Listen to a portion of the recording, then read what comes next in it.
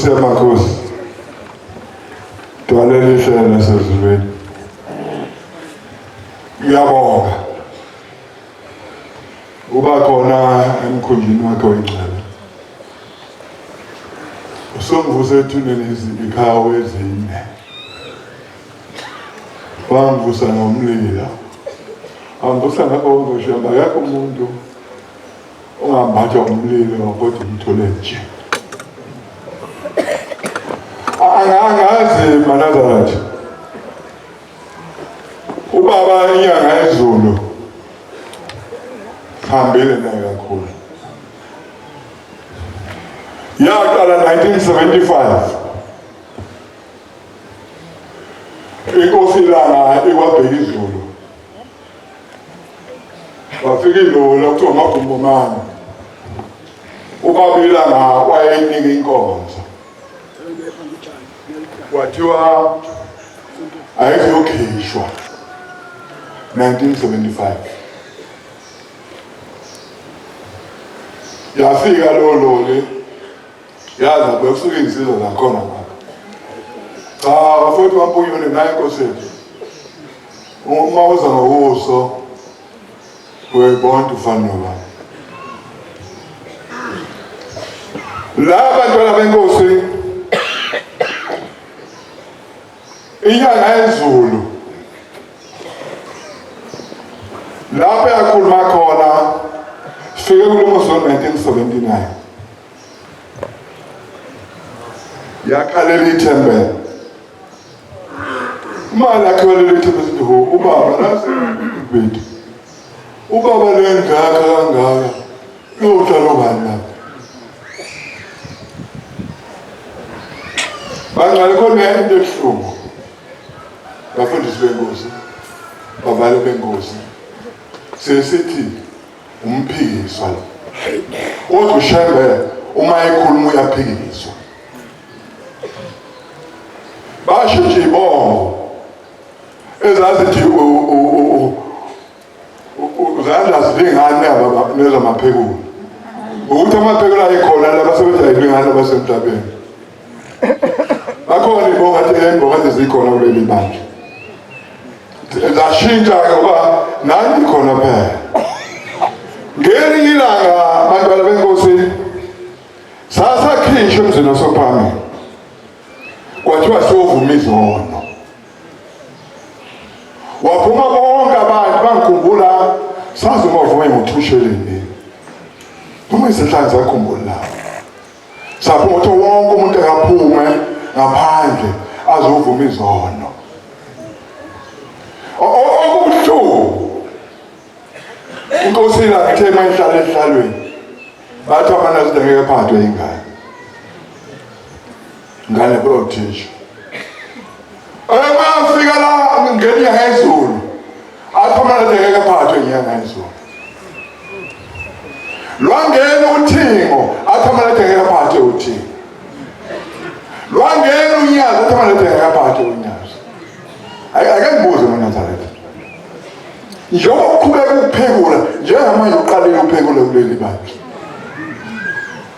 niphikisa ubaba uthi ubaba ungenziwe ukuthi nithi nina hayi osibani bani kakhuluma athi mlandela ngokubushaya nje ngoba kuthiwa uze naliphikiswa nje kanti muphi lo shembeleni ingodleni kuyoze kube nini ethi inyanga yezulu mina ngiphikiswa umazi ufile ngiyakhomba lapho usebenzela khona okunje manje lekho sikwenzani inkosi mayibe igcoba induna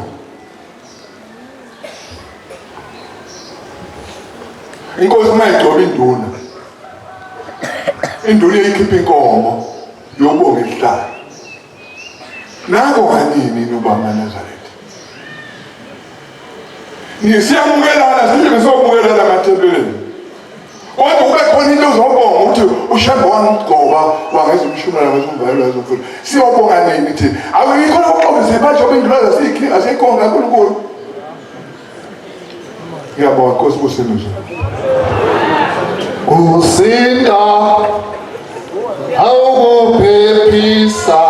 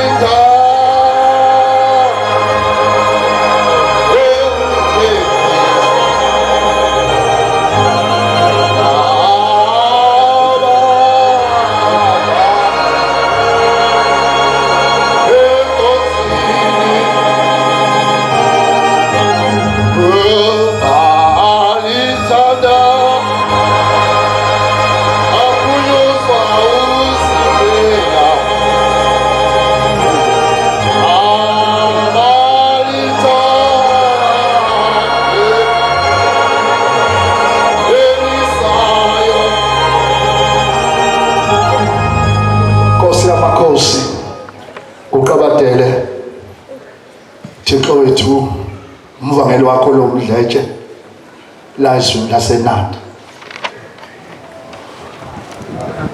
Baba, inyanga yesiZulu siyibonile Nkosi yamakhosi ngonyaka ka-1989 ngonyaka 1980 yafika laphana ePhumlane.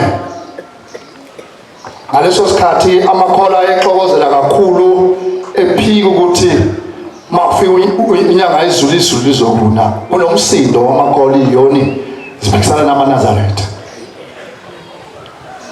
Yathi mayisifikile inkosi emzini wasePhumlane ngonyaka ka-1980 ngoNovemba yayisithi inkosi abakhe besheshisa abantu amadokodo. Bawakha Nkosi yamakhosi basheshisa abantu amadokodo. Lathi lishone ilanga layishaya izulu insuku ezimbili kwagcwala imfula. Athi amakholwa iyoni zathi ayibiveli zona.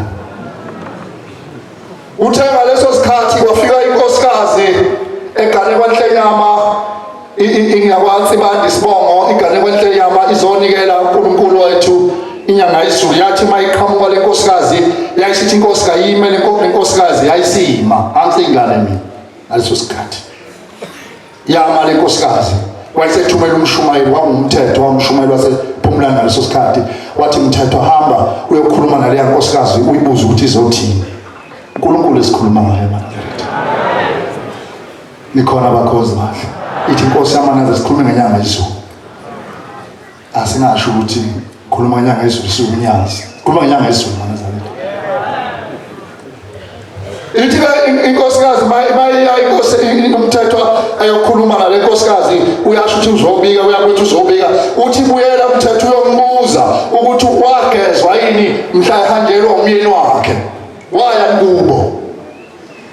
Wathi Mthetho hayi ngoba wahamba washo ukuthi wageza. Wathi Mthetho ngithi hamba uyombuza.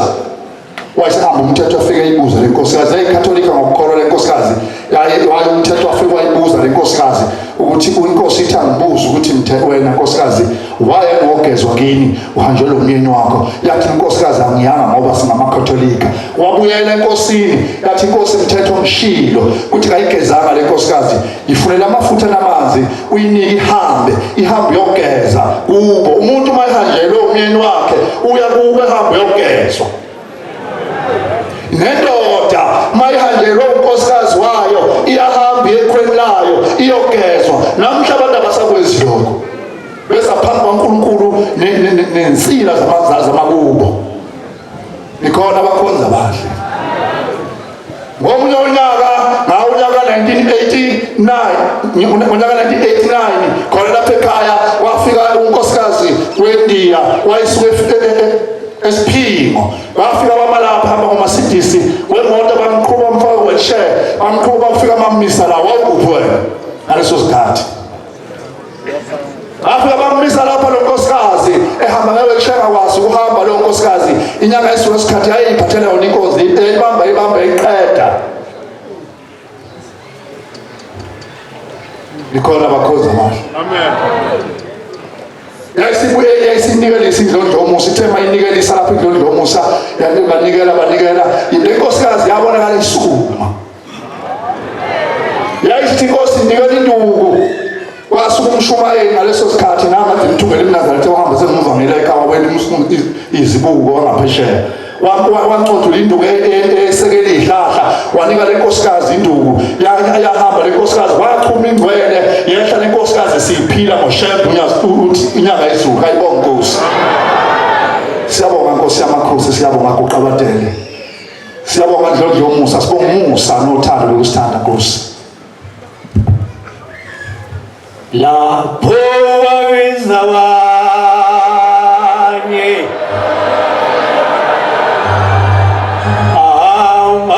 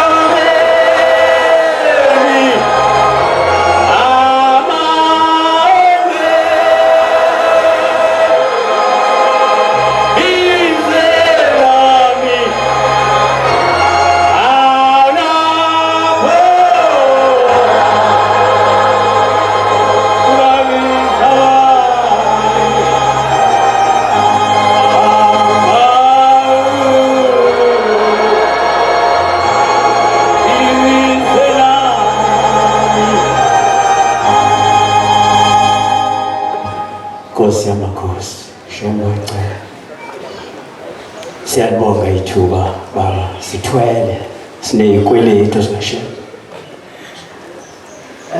lo okhulumayo umfana wakangcobo khona la eMaqadini umvangeli eThekwini kwaDukathole lo wamuzo kaDukathole bafowethu ngoba sikhuluma ngongalo zinde wake wathi hamba phakathi edolobheni ungakabikho wafike wathi udriver wagapha kumoto udriver wamisa imoto wehla wabuka lo muzi ungekho ngicabanga ukuthi wayewukama wabuka lo muzi wasengena emotweni wathi udriver aqhubeke usethi kumshumayeli uNcwane uyazi ukuthi ngibukana la uthi uNcwane ngazi baba uthi kunomuzi wami uzoba la khuluma ngongalo zinde bantwana benkosi inyanga ezulu enqonde kukho ngoba ngizile ngalokho enqonde kubantwana benkosi ngiqonde ukukhuluma ngami nenyanga ezulu bantwana benkosi khona isikhathi ngakhula esontweni safika siyavama ukufika ingane zethu sokunqayela ukusonta bantwana benkosi yangithanda inyanga ezulu kunjalo ngisemavungwini ngizokweqa okuningi ngoba inkosi akuyona yami kodwa ngiqonde ukuthini ngathi ngifika la eThekwini ngo-1981 ngathola umsebenzi kwakumashi ngasebenza bantwana benkosi abelungu bangifaka emotweni bangise kamuhle bethi bayongirejista kunomlungu wakamuhle bayamazi obaba owayekhuluma isiZulu njengoba ngikhuluma owayefike akuphikise ma ethi la eThekwini bantwana benkosi kuke kwasetshenzwa ngeyipesheni ubuthi uma ungenalo ikini elisesilungwini ungayisemlazi kungama lokishi nje azi ngezitheku wawuthola umsebenzi eThekwini kwaba njalo bantwana benkosi sasithi masifika nabelungu kwamuhle ifika ithi lensizwa umlungu naba bantu eminyango lo muntu ahamba ayosebenza ngakubo entwetwe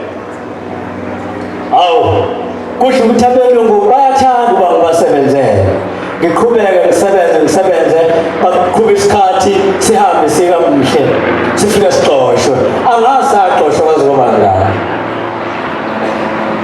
kodwa kwathi ekugcineni bantwana benkosi kwase kufika kimi uthi hawu konje kunoNkulunkulu kwakuJulayi ngase ngiyiza lapha ekhaya inyangeni yezulu ngiqhamuke emavungwini bantwana benkosi ngeke ngisho ngizokweqa ukuthi yafika yangenzani mangifika la ngokusho ngelinye ilanga ma isikhathi sikhona kodwa ngiqonde kukho ukuthi bathi mangifika etafuleni lenkosi sengima yapha nginjalo ngafike nganikela ngathi baba ngizocela umsebenzi kwakuyisabatha ngabuyela emumva kwamasho ngafike ngawasha ngalala ngavuka ngesonto ngavoma umsombuluko ngaye emsebenzini ngathi ngifike emsebenzini kwangathi bebengilindele babe ngileshe emotweni sasiya kwamuhle sathi sifika kwamuhle ngangikhipha into zami sasimnika lo mlungu wayethatha into zami ebeka etafuleni egxoba ebhala sabukana nabelungu babuza bathi namhlanje kwenze njani ngathi angazi ngisho ngazi bantwana benkosi uthando lenyanga ezulu ngihamba ibanga elide nayo kuningi engenzele kona engikubongayo nje ukuthi ekugcineni yagcina ngibuyisile ngabuya ngeze esontweni sengigcina bantwana benkosi ngeke ngilibale ukusho ukuthi nginothando nje uShebanga phalona engeke ngiphuce umuntu lokuthi ngizalwe ngosuku lwesikhumbuzo senyanga izulu. Inkosi kusisele kuzweni. Yetuga yebsweni bakho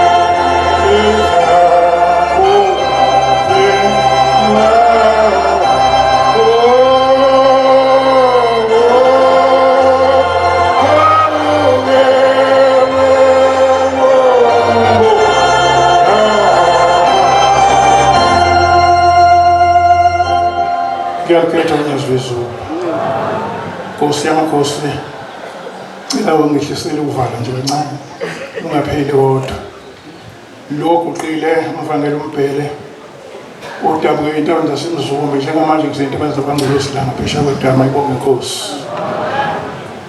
kuningi engakwenzelwa inkosi inyanga izulu kodwa ngeke ukubale konke ngoba ngiphethe yona inkonzo ngiyafakaza engikhumbulayo kakhulu bakhona amaqembu amabili ezembangazwe engangakhe phakathi kwawo engibanga bethi angiveze ibhuku noma ikhadi lenhlangano kathi mina nginayikhadi lenhlangano mina nithikiti lokubhabhathiswa kanye nebhuku lafanele bathi ayazikhulumi loo nto sifuna umuntu onekhadi lenhlangano kathi mina yami nalo futhi ngeke ngize ngibe nalo ngoba lapho bafikele iqembu licela imali yentelezi ngikhipha u10 rand ngibanike uqhamuke elinye licela imali yenhlamvu ngikhipha u10 rand nginike bathi hayi awuhlukanisile amaqembu amukela wonke befike kuwena ufuna ukuhlukanisa ukuthi ukuluphi uhlangothi kathi langathile induna yensizwa yaseyibhunga lebuthe yahamba naye cha umbhela kafe namhlanje akafe namhlanje ngezwe ikhazi lingishiya angathi content le bakuhletshwa ngami ngingekho kodwa ikazi langitshela ukuthi icontent lezongehla namhlanje awenza umthandazo kasikisi kathi ngiqedile kwathi ngo9 ethi inhliziyo ubuyile esiguqweni uyocela kanti Nkosi enkulu nyanga izolo yizo ngishiwe igazi ngathi khona kuzongehlela namhlanje cela ukuthi lokho ungase ngehlele uzobe khona ungivikele kukona ngawele nje ngafika lala kwathi ngo10:30 sekhala isicaba emnyango noma bombelo khona ngathi yebo khona bathi uphuma ufuna ukukhuluma naye ngathi mangiphuma ngaphuma insizwe ngikhombile ngesibhamu ngabona indukwana emnyama isiqu sasisibhamu sasingaphakathi la ejazini akume kumakhaza kakhulu angikhomba ngale yakhe lo muntu wesihloko sami zalombhele angakaze ngihlangane naye angazi le ngikhomba ngayo ngikhombelana ngayo yaze yangithinta nje eswini ushembe ngitheni ngithi ongase ngehlele ebusuku uzobe khona ungivikele kuqala wasikhizwa hayi ukuthi sinqaphele wasikhipha amanzi sakhiwa nje khona into engizothola yini to omeka uvala ngavula umuntu kwavula ngavali umuntu ushembe njalo bathi yela bende kukhona isikhathi lapho omina kwaZulu uyemukelisa izikhulu zakhe ibhamba bakho lesikhulu G3 bazikhumbula abantu ilindule isebenziso G3 yayithi manje ngichomela kusuku ukuthi yabona sami mzala ngiyengimbuka umuntu athi mase uyosithi la ngalo kokhaya ngimlandekise ngaso yiye sengimcosha nje khona kodwa wahluleka yimina ngiphambi kwakhe ngenyanga yesibili. Asuka kulowo kade ngikhombile wathi yalapha enduleni umuzi ubiwe namasamba amabili, lo phethe J3 usesangweni ngezansi, lo munye usesangweni ngaphezulu ongikhombe kuqala. Wangikhomba kulo J3. Wathi hambe lapha enduleni uyiphendulela khona. Ngathi mangiyeni enduleni ngayibona intatazela, ithi uyapha mina. Ngathi mhlawumbe izekwanele iphendulela. But hayi kuyena lokuthiza kuwena. Ngaphinda ngihamba ngathi lo munye. Naye wathezama, wathi uyatikita. Thulele isibhamu lesikhiwe. Unazaretha. Iyakwathiwa ekhaya uma uphathe isibhamu uhamba ngaso. Kodwa uma ungasiphathi isibhamu sakho kuwushembe, uvikelwa uyena.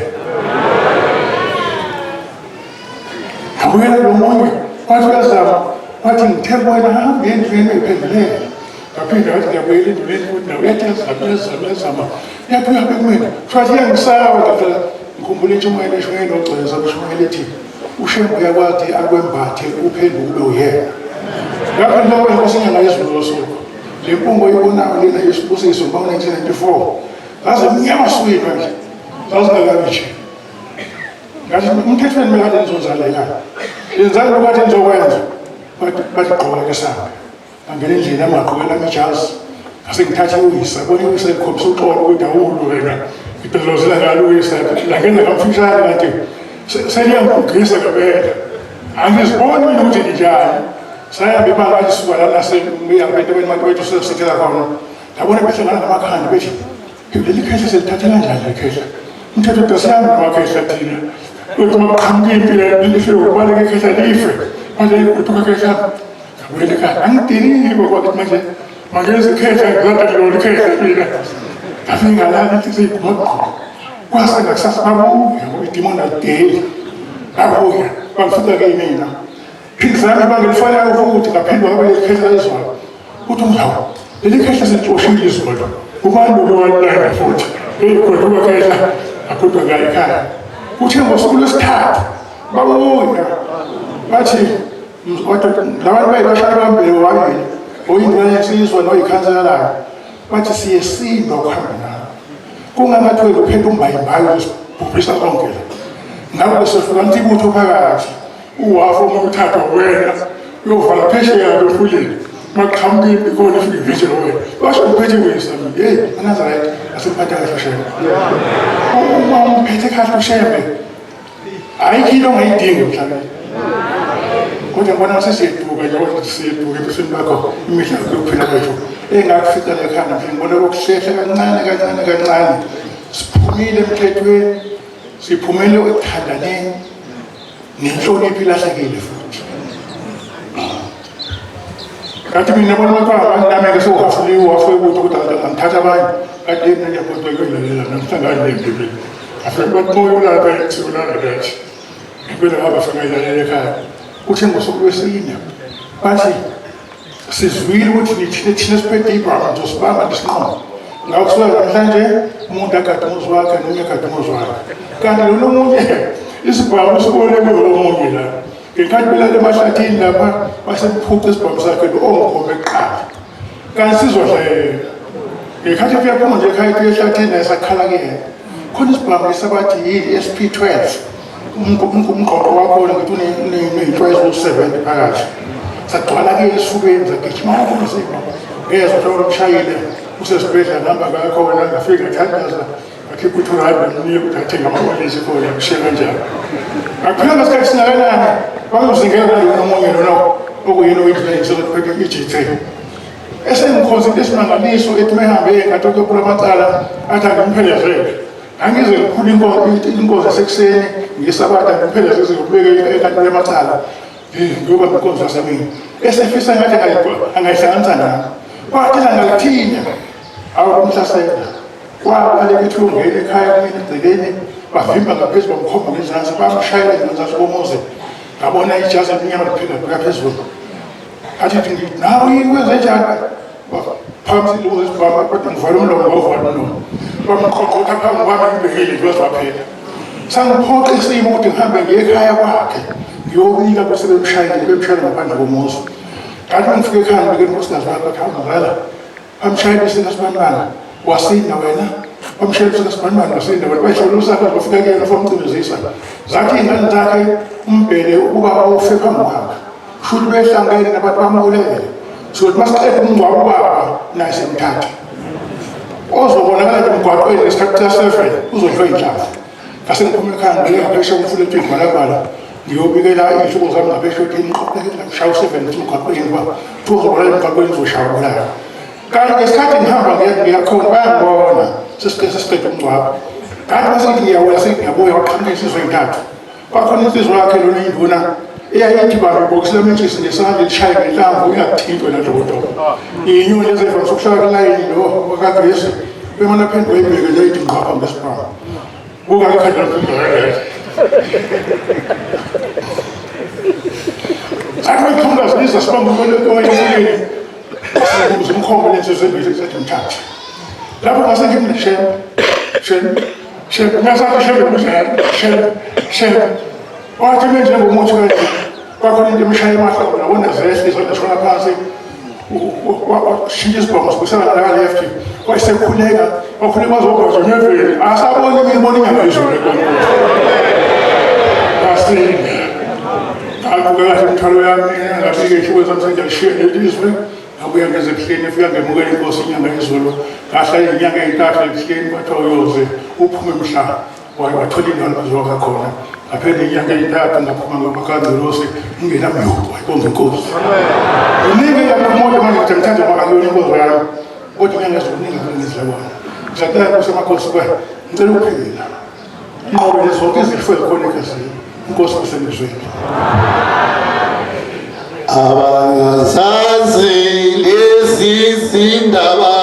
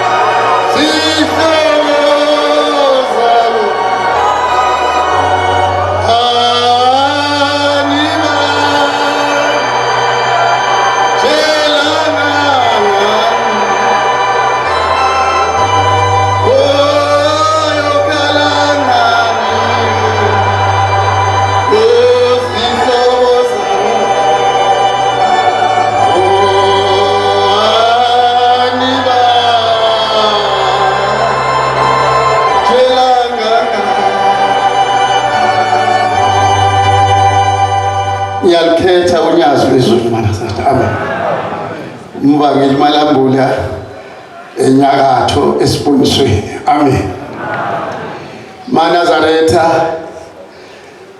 unyanga izulu ngiyayazi ngikhumbula ngo-1975 lapho ekwaqala khona ukuthi hayi inyanga yezulu iyona ujikelele amen ngangisegoli ukhanya umfundisi ngithi sasibalandela ngemuva singamakhosana khona omunye umthokozi walapha owakhuzwayo ngiyembona lapho egoli kwakufanele ukuthi kwakhiwe indlu esonto kwasho ukuthi indlu esonto ayitholakali kalula okuyena wayehamba phambili kwakumgabhi lo ogcina esewumfundisi wahlabisa amen manazaretha egoli sasesiqalile ngithi ngiyakhumbula sasikhipha u10 rand amadoda amakhosikazi akhiphe u5 rand ukwakha indlu esonto uma umgabhi ehamba namadoda amanye aye ePitoli kufanele ukuthi kutholakale itayitele ukuthi kwakhiwe indlu esonto ngoba indlu ekade okusontwa kuyo lapha na eDube kuyashintshwa sase sivaliwe nokunikela nje 23 u23 sasiunikela ngesabatha ngoba sathi masithangena ebusuku ufika amaphoyisa athi le mali eninike lapho iyaphi kathi hayi imali le eqondene nje namadoda mangabe bathi hayi le mali ninikelela labantu abasebudingisweni lizokhishwa la wakahamba amadoda aya enkosini ilanga afika libika udaba uthe uma libika udaba yathi inkosi hayi nikelani na ngesabatha nenzo 23 uqede bese kuthi ngesabatha ninikele u23 amen maNazaretha uma sefike ePitoli umfundisi umGabhi kanye namadoda kuthiwa leli bandla leli aliregistiwe ePitoli awuthi umGabhi kanjani na uthi khali aliregistiwe leli bandla ibandla eliregistiwe lapha lamaNazaretha maNazaretha izayoni kuphela hayi Baptist Church maNazaretha ngempela wabuya umGabhi walethula udaba eGoli lapha eDuba basuka beza enkosini ilanga uma bafika lapha nabafika balibika udaba yathi inkosi ilanga hayi ngiyayazi lo ndaba umGabhi leli bandla liregistiwe ePitoli ngiyazi ukuthi kwenzekani uthi ubaba ilanga hayi ubaba mkhulu wathumela abafana eMaritzburg eUBI ukuyofundela ubufundisi uma bafika laphana baphikisana nomthetho wase-UBI bangafuna ukugunda amakhanda bathi abantu kudla ukushisana baqoshwa abangisenzeka ngoba kathiwa leli bandla uhulumeni ukuze lirejistwe kufuneka abayohamba bayofundela ubufundisi wathi umGabhi baba manje kufanele nenze njani wathi usungabona awuqoke nogumente uKenneth wathi hayi mina ngihlulekile umGabhi ukwenza lento ngoba uyena kade enza izinto lapha ekuphakameni wasebika umGabhi ukuthi ubuyela kubaba wathi hayi baba ngicabanga ukuthi angifuna abafana abangothisha babe babili eGoli babe babili la eBhodwe babe babili le kwaZulu wathi uma ngabe esithola isibusiso wabuya umGabhi wazoluthula udaba eGoli amen nempela kakhethwa eGoli umfundisi uVilakazi waye uthisha kakhethwa unkosana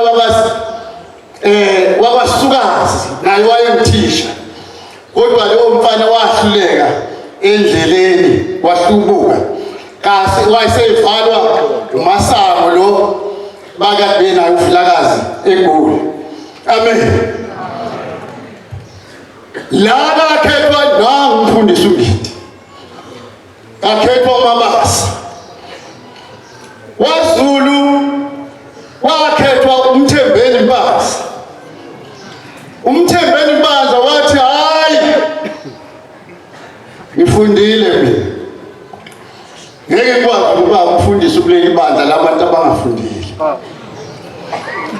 waZulu akuzange kube khona noyedwa wakhethwa amen abakhethwa abayibo laba bahamba bayofunda eUBI babuya ngangikhona inkosi inyanga yezulu ibathula la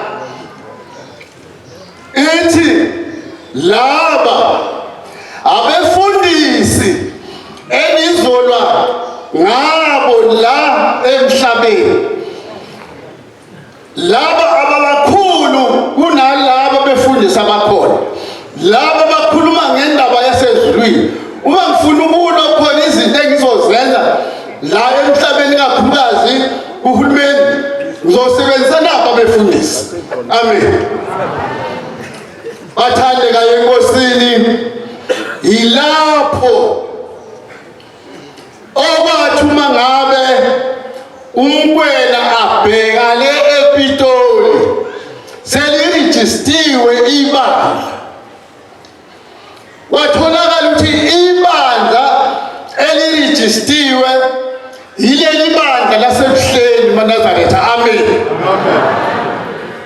Labo bakhona bonke oshembana bakhona bangaphansi kwenkosi inyanga yezulu. Amen. Kwafika umkwena lapho babekhona abantu ezodoba inkosi inyanga yezulu ngokwasemhlabeni. Wathi uma efika lapha wathi umkwena lo esimgcoba namuhla, ayi ngizohluleka ukuthi ngizothi umbhishophi noma yini, umbhishophi wobhishophi. Amen.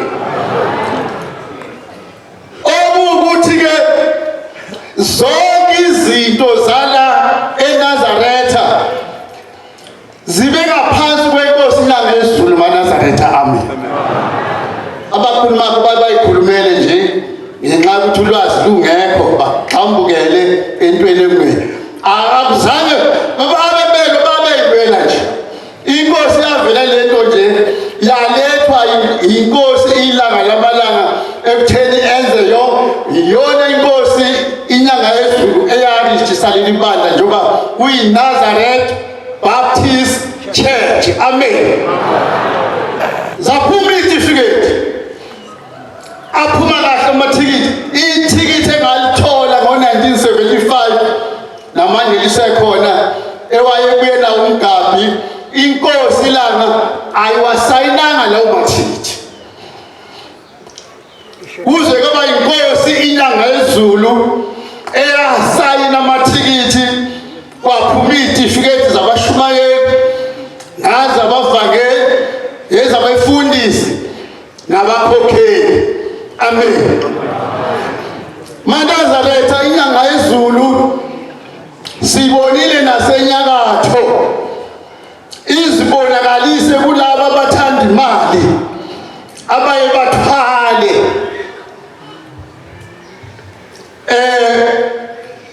banqunyele iminyaka. Uma sekufike leyo nyaka lo asabona ukuthi manje usezokufa phela, yafika indoda kwaGumede, inkosi inyanga yezulu yayisempande, yafika libika udaba, yathi inkosi inyanga yezulu, hayi wena wenza isivumelwano nalabo, akukho mina engakusiza ngakho.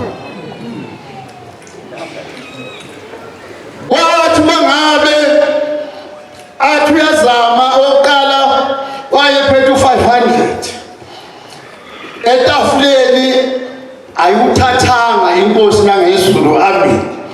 Yathi vele wena usuzokufa ngoba lokho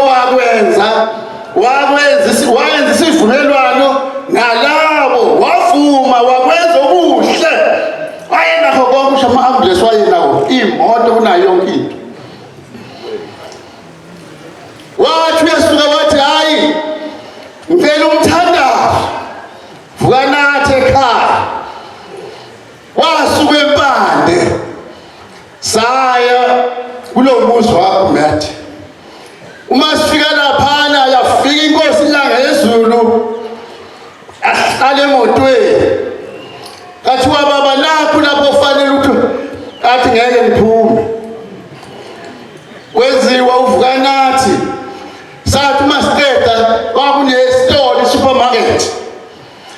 Wathi konke umuntu le nyanga le olapha kangene la sitolo athathe akuthandayo, thatha impuphu, mthatha impuphu, mthatha ushukela. Hawu phela maNazaretha uyawazi. Wathi bathathwa. Sathi sibuyele empande nalo wayephathele lokho azokudla. Amen. Sayibona inyanga yezulu ukuthi ngempela uNkulunkulu maNazaretha, amen. Ayizange iziyede. Wathi masekufikile ke ukufa kule ndoda amadoda amathathu. Yabazi umfundisi uTombela oNcumalo eHebron. Inkosi yakwaNcumalo. Yebo. Umngani wayo kakhulu, umngani wayo lo nyaka. Bathi nasebehamba bayale phambi kwaseMozambique. Bathi indawo baba yakuyo kuseBhele, angathi bakwazi bangapha. Uma yakhona ufika eMozambique uthatha ibhanoyi noma uthatha umkhumbi yekho. Awuveli nakuhamba ahambe kalula. Wathi mangabe sebehambile bawathatha amathikithi bazogibela ibhanoyi ekuseni. Basehotela balele bobathathu. Yafika inkosi inyanga yezulu maNazaretha ami. Yafika yangena phezulu endlini lapho balele khona. Yathi qathatha mangena lakhanya ugesi bavuka bahlala ngezinto. Yathi inkosi nilapha nifunani la? Bakhakhazela, hayi baba kodwa manje bangazi ukuthi ngoba bengawona amaNazaretha bobathathu. Wayesezisho ukuthi mina nguShembe ngizontshela ukuthi wena usuku ozohamba ngalo uzohamba ngalo. Inkosi yakithi uyayigula. Kwakunento emila la ethangeni umhlanga njalo nje uma kusa bose umhlanga somilile. Isizame ngayo yonke indlela lutho. Yathi njengamanje ngile ngapha eMampondweni. Uma nifuna ukuphila kakhulukazi wena Nkosi ngoba wena kwakho sengaqeda ngawe phinde kusize. Phindela emuva dayisela amathikithi lawo yongithola ngapha eMampondweni. Nempela amaNazaretha badayisa amathikithi babuya. Badlula bayofika lapha inkosi yayikhona ngapha eMampondweni. Bafike bayithola inyanga yezulu. Yathi mayifika yathi inkosi inyanga yezulu kule nkosi yakithi kaNcumalo, wena ukuphila kwakho akufani nabanye. Ngeke ngikwenze ngenye indlela. Hamba uthenga idoni. Wahamba wayothenga idoni. Wathi uzosebenzisa idoni uma ulala ukuze lo mhlanga omila lapha ethangeni ungaphindi umile. Nempela wathenga idoni yabusiswa baqeda bangakahambi baba sicela ukuthi ufike ekhaya. Ithi inkosi ngifike phi na? Uthi ufike ekhaya. Ithi inkosi hayi uShembe ngene emzini womuntu. Kungenani ungakhombe ekaleni hayi ekhaya phakathi. Ithi nyanga ukuthi lona hayi baba manje izitha njoba nje ngigula kanjena ungenxa yezitha. Ithi inkosi hayi ngizothuma umfundisi. Uma esefikile umfundisi uzobona izulu lidumo, bona umoya bese kunemvula. Nempela babuyele emuva. Wathi mangabe umfundisi uNgubane Mthethwa esethunyiwe ngangikhona impela saye safika enkosini sathi basingena nje esangweni kwasuka umoya wabamkhulu umoya akhambi izimu laqala izulu laduma. Yathi inkosi hayi yakuNcumalo asambeni singiyonikhomba indawo. Sabheka enyakatho wafika ikhomba indawo. Wathi nansi indawo engiyikhomba inkosi okufanele ukuthi uma ngabe ifike khona nje bayashilo. Sabuya sathi masiya lapha endlini yayo. Yathi ngena wathi umfundisi ngeke singene endlini yakho. Saguqa ngaphandle emnyango wahlabelela umfundisi uNgubane lana laduma wabuya umoya. Wathi mayeqeda yathi inkosi yakuNcumalo hayi mfundisi suzohamba umtshele uShembe ukuthi lokhu sengikushilo ukuthi ngizobona ngomoya nezulu nemvula. Hayi sengiyibonile ngiyakholwa impela ukuthi ushembe uNkulunkulu. Amen.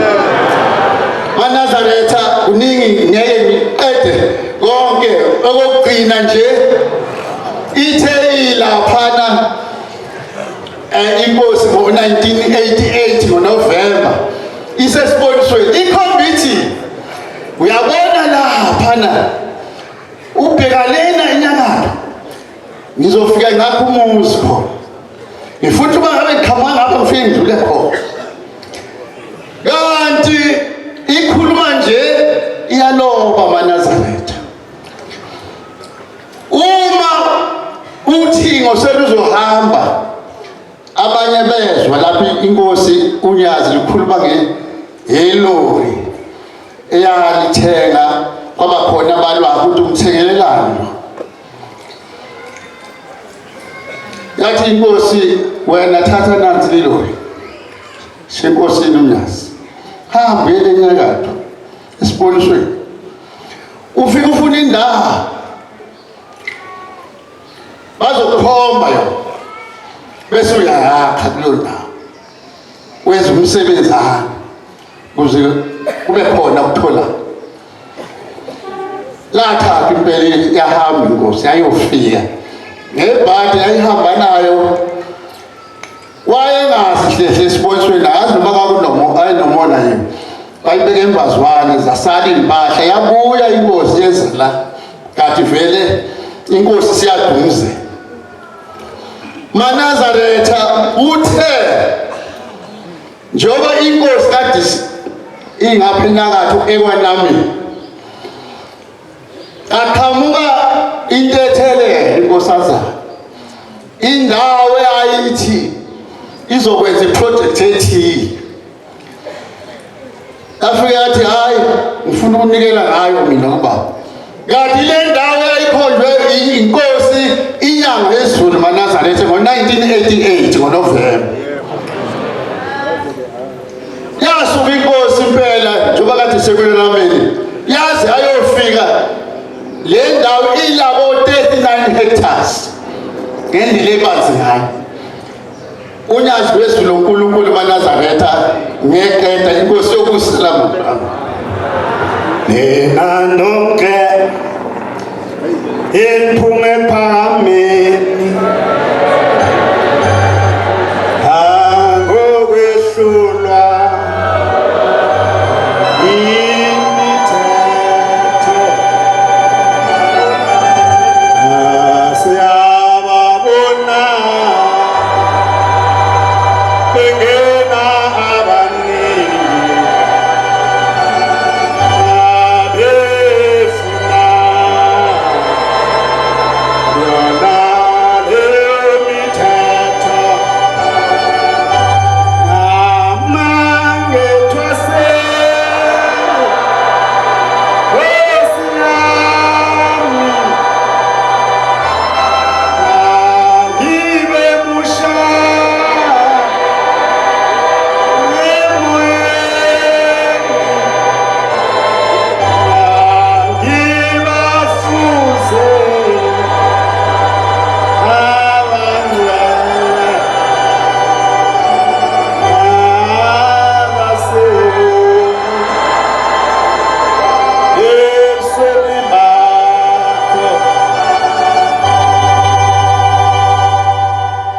Baba Nkosi yamakhosi umvangeli Ngcobo lwasesinamva phansi kweKhenani. Amen. Ngicela intethelelo kubaba kusenkulu njengoba ngifika njena bengithanda ukuba khona esikhumbuzweni inkinga ke zomuntu zaziwa uye bengimenyiwe ngathi ke namhla ngeke ngingezi ngibonge inhlanhla ukuthi ngithe ngifika izulu lalivulelwe abavangeli sengibona nama ngasali uNkulunkulu wami ngoba ubuNkulunkulu bakho shembe ubukhombise kaningi kimi nakithi. Ngizoqala ngalokho kade kukhulunywa uNgcobo lo waseDukathola ngangikhona ngesikhathi senkosikazi yeSulumane eline supermarket eSiphingo ngangikhona impela ngangingekho kude ithi make ngoba ibika inkosikazi ngiyamnezezelela nje uNgcwabo ngoba owakithi ithi le nkosikazi sengihambe ngahamba eningi indawo ngikhipha izimali bethi ngizosukuma shophesha kwezilwandle angivanga ngisukume ithi inkosi nyanga izwe hey nikela lapha wena usukuhamba nikela usukuma uhambe wakhipha imali ngangiphethe noma imalini wayibeka etafuleni wese sukuma wabambelela etafuleni lenkosi bathi abashumela basetafuleni hayi musubambele etafuleni lenkosi wathi biyekeni sukuma bangalalele ke seduze wathi biyekeni sukuma wena wasukuma wama wathi mnikeni intombi leyo isikhathi ke umshumayeli esethatha uthi lolu lalubiye lusekela uthi ile isihlahla basanava wayesemnikeza wathi xa kabili wathi xa wahamba imoto eyilapha Mercedes kukhona intombazane esebenza kulona yathi thithi yamlekelela yathi nyangazoli yeyi umbambelana nitetele khulumita ngikho eduze athi musumamba musumlekelela nitetele amtetele yahamba lenkosikazi yathi yofika lapha enzansi yafika yajika emotini yabuya isihambela nje isishesha isizobonga ukuthi sengisukume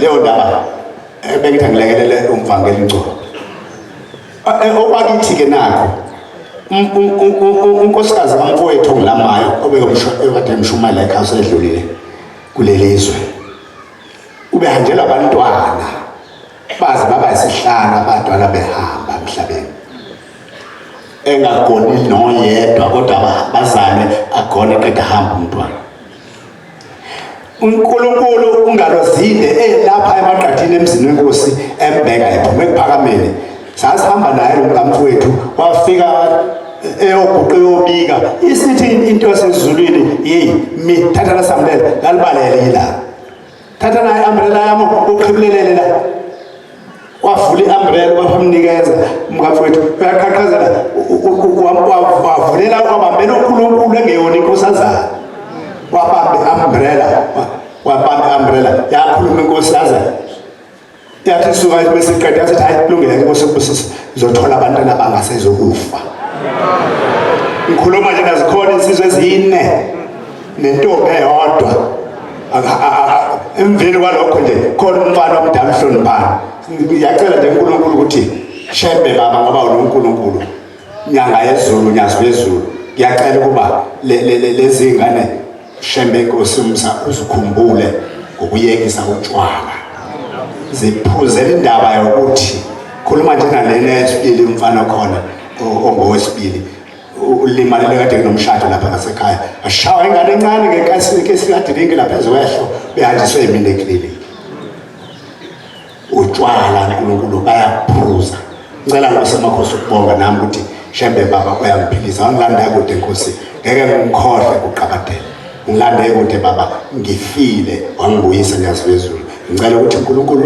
ungangikhohlwa noma kunini ungakhele nekhaya kaBaba Thixo nabantwana bami Shembe Ngcwele benze Nkosi bagana lo ngibike njalo phambi Nkosi wakho uNkulunkulu ngiyazi baba ngeke ungilahle ugcine ungibuyisele omakoti bagana laba bafana inkosi yanelisizwe la Nkosi akusikhono wami okwami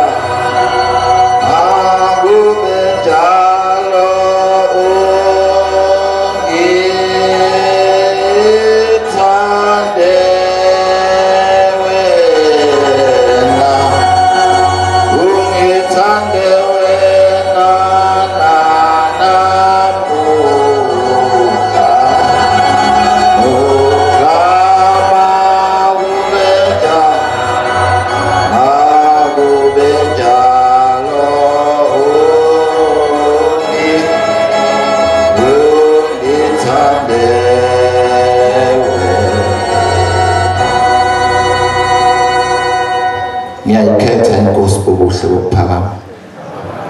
Bangcwele abahle enkosini, ngomnye unyaka inkosi inyanga yezulu ihleli esihlalweni, kunabantu abangabaza ukuhlala kwayo esihlalweni.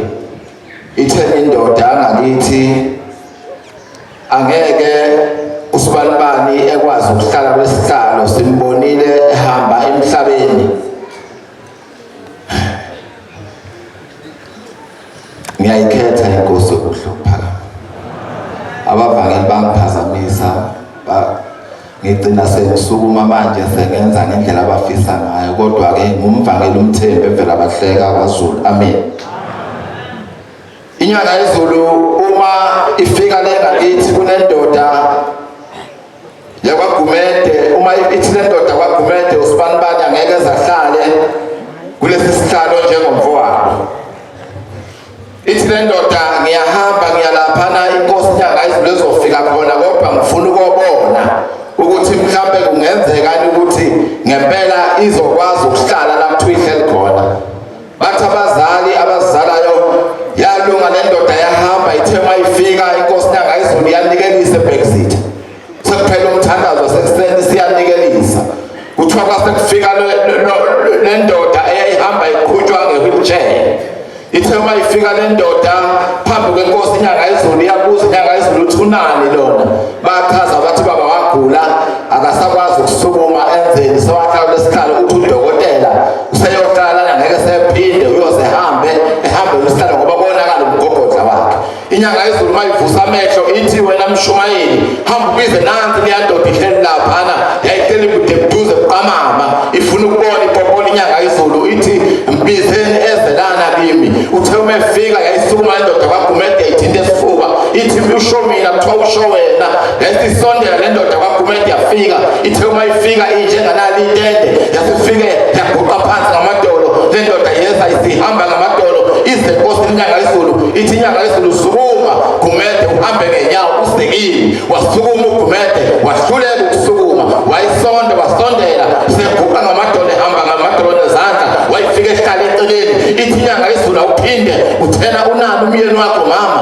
Ithi lo mama hayi umyeni wami uthena udokotela sekuyiminyaka engaphezu ka7 akasakwazi ukusukuma, kodwa wathi udokotela angeke sakwazi ukuhamba sizobika enkosini sithena namhlanje asizobika basuka amanafletha. Ithi Gumede uyamuzwa lo mama uthini? Uthi Gumede baba ngiyamuzwa. Ithi wena ndoda sukuma esihlalweni ngani ukuhamba uyosebenza yokusemusha kangaka. Uthi lo mama hayi baba kasakwazi ukusukuma. Ithi sukuma wena njengamanje uhambe uyosebenza izingane zakho. Thole ndoda yasukuma yayibamba i-wheelchair yasukuma yazama ukusukuma, bathi bayinika induku. Yathi inkosi inyanga yezulu ngiyekeni akasukuma. Yathi yasukuma mama ngenyawo. Yathi hamba le ndoda yabheka le yabuya bathatha i-wheelchair bayigoqa le ndoda yahamba phambi zandla phezulu yathi uyimali. Ithi uyambona Gumede uthi ngubani? Ithi uyabona Gumede lona okhuluma ngayo umbiza ngegama angeke zihlale lesihlale ngideli kusola. Uthi sihlale ngideli kusola uhlala ushembe kuphela kahlalo omunye umuntu. Ithi unebhadi uma ungasizolo namhlanje angiyelo umuntu wocabanga ukuthi nguye. Kweminyaka ikhona izinto enkosini lamadoda ezinsizwa ziyahamba ziyathanda zenzu lesithathu laphana ngakithi. KwakunoLwesithathu okuhanjwa zinsizwa ezizalayo zihamba njalo ziyakhuleka kwazokuthi ngenyanga zaqasha imoto ikhonda ziyayihambisa igibisila zaqasha ikhonda yomuntu wesifazane owumama. Uthi madoda uma sazobehlisa uthi madoda niyakushembe. Athi amadoda siyayebo siyakushembe. Uthi niyokwenzani kwenye indoda? Nina ningamadoda nihamba nokhonza indoda ningamadoda. Zinto ezinsizwa noma ukhuliswa kungazi lo muntu esimkhonza kakusiyindoda uNkulunkulu. Zinto ezinsizwa awucele mama yini ekuhluphile ukukhombisa ushembe ekukhombisa uNkulunkulu kangakanani. Ithi lo mama hayi mina waduka umfowethu swahamba iminyaka ewu6 waduka kuze kube namhlanje akaziwa la ikhona uma noshembe wenu uNkulunkulu ayofuna imtshele ukuthi akabuyisa umfowethu lo walahlekayo. Zafika lezi zinto zathi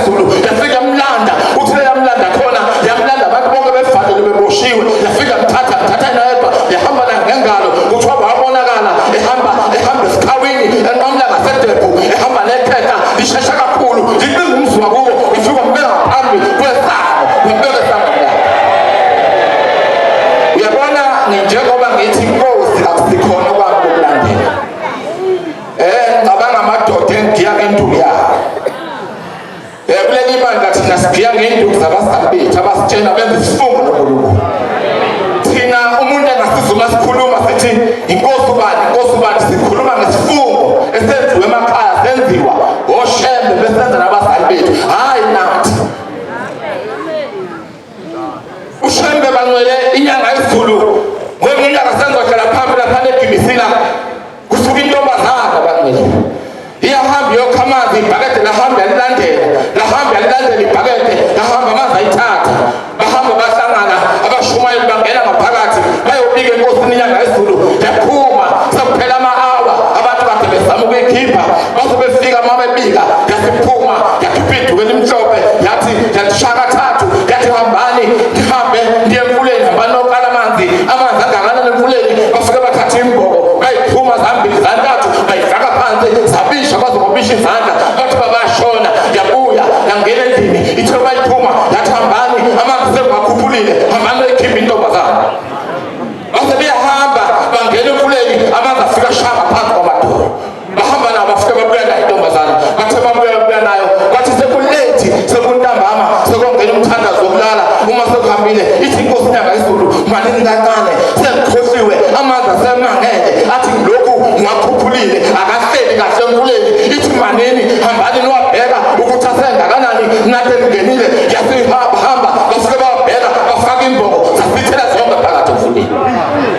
Sengihlala phansi lapha ngasekhaya ukhulumeli uzothiwa uMdamara wayelusa uMdamara lolu mayelusa laphana ngasekhaya waseqamba inkomo wasethi umvakelo seNazaretha yakhula lenkomo njalo masiyibiza sekwanufeni sithi nalo umvangeli kanti lenkomo kasazi ukuthi namhlanje uShembe ikhethile ikoba kuyinkomo yakhe kuthi bahambe iminyaka inkosi uDube kwakuseyile endala ilanga yasihamba bahambe konikela kuthi bakufika kwasekushoda kufuneka inkomo ithi inkosi inyanga yesiZulu kule nkomo yami ekhona kwaDube owangazange tshele umuntu sikhona uthi hambani bapha kwaDube namhlanje sengifuna ukulanda inkomo yami kodwa yayiqanjwe umelusi wathi umvangelo seNazaretha. Base beyaphuma bahamba bayilanda ngiyakhumbula ngangishisha ngena kuleli bandla bahamba bayilanda ngemoto eyayi-Ford Collier bafika bayilanda babuya nawo inkomo kaDube yafika yama imoto yafika esipayeni uthe mazofika esipayeni inkomo yehla yaphuma ngena phakathi eqophi kwase kutholakala ukuthi izokwenza njani yasithela ayangabonakala base beqonde endlini yenkosi inyanga yesiZulu yasifela ngalo esipayeni yafela esitapeni esihafu base beyibikela bathi inkomo ingenela emfuleni kayisabonakala kahle njalo ithi yasibiza inkosi yokwaDube eyayimvangeli ngaso sikhathi ithi woza mvangeli ithi jika ngemoto uhambe ngalena ithi naboShembe sesiyelusile soyithatha uyofika ithole ngaphesha kwemfula kuthiwa yathi bayiqhamuka inkomo yaqhamuka sihamba kanje phezu kwamanzi yawungena emotini yafika yangena bangcwele noma ningahluleka nihamba nikhuluma into engayazi nihluleka nihamba niphikisana ngoShembe kwathiwa kuleli bandla kuphikiswana ngoShembe manje nina niyahlubuka abantu uma beniphikisa ngoShembe kanti nina fanele ngabe nihlala uShembe wenu ngoba nina niyazi ngathi mina kwamanzi amnyama ngabithi ngathi mina uShembe uma wayifika kwaMthembu efike kwaDube engafiki kuwe wena kungwanyana wena uShembe angafuni umbone wena ngwanyana ngoba lento esikhuluma ngayo abangakithi ngabayazi esakhelene nabo namanje bathi thina sikhonza umuntu kodwa kwathiwa kuleli bandla ngasiphikisana ngoShembe musana ukuhamba ngema-social media ningasilutho ngoShembe. Ngiyafisa Nkosi ukuthi sikuningi kakhuluma ngaloShembe kodwa ngisukiswa into eyodwa into ethi ngenila wakhona indoda ethiwa nguPhekethulu letha levela bahleka basho njalo baba nomkhulu bathi le ndoda yathi ngenila ngiyawukhalela umuzi wakavela bahleka uyofunga sinambuze lisho ngo-1972 manje njalo ngiyake ngibuza ukuthi uShembe wakugcobelani ngoba lo mhlangano kaSeptember woba sevela bahleka uthi ngenilanga umfundisi namhlanje ubaba umkhulu uDube uthi inkosi abafika kwathi ngominyaka ephakameni ithi kuba kwakhe Dube uthi nangaze betshele umuntu bakha nje embizweni sevela bahleka bezakhela izindlu zangaphakathi beyivuza zonke izindlu zamakhosi ithi inkosi uma befika ephakameni ithi abantu bize bafana basongoye ithi wena Dube senikuphi lokwakha nabafana bakho uthi uDube hayi baba uthi bathuka kakhulu bengazi ukuthi inkosi itshele abantu bayakha uthi inkosi ithi ngiyabona niyakha uthi khululekani ngiyeza uSeptember nje ozayo umhlangano ngiyowenza evela bahleka uthi bakha ebese nikhumbula indaba endala mhla kuhlukana ivela bahleka kabili uma uma ihlukana ivela bahleka kabili uyahamba uDube engagcotshiwe kanjani uye enkosini inyanga yesiZulu uthi baba seyihlukene ivela bahleka uthi kodwa mina ngifuna ukuthi ungiphe ithempeli engizohamba ngiyosonta kulona uthi baba inkosi inyanga yesiZulu ithi wena Dube alikho ithempeli ongayosonta kulona ithi hamba eceleni komuzi wakho uyofika khona abahambe nawe kulelo thempeli bofike bebhuka khona nithandaze nilindele uNkulunkulu ukuthi ezenenze nibe yithempeli ngoba wena Dube ubaba wami waphefumulela ngomphefumulo wakhe wasekuqamba igama wathi umphefumulo wami wena umfundisa leli bathi ebese siyadideka masibuka impahla kaMkhulu sibuka impahla sibona iminyaka ishaya ko-80 ishaya ndibebheke 100 manje eseqhamuka uNyazi bese luthi wena Dube umfundisi wami hambe uba umfundisi wami eJudiya ubheke eJudiya sase sithina nembala naye ndiyakhulunywa uShembe wathi lona umkhulu umfundisi